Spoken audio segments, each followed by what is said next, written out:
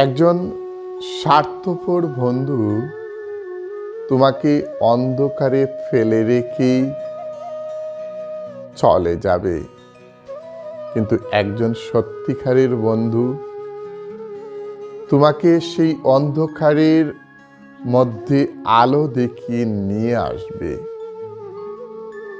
তাই বন্ধু নির্বাচন করতে নিজের বিচার বিবেচনাকে কাজে লাগিয়ে উপযুক্ত ব্যক্তিকে বন্ধু নির্বাচন করুন। নাহলে কখনো কখনো বন্ধুরাও আপনাকে গর্তে ফেলতে সময় যাবে না।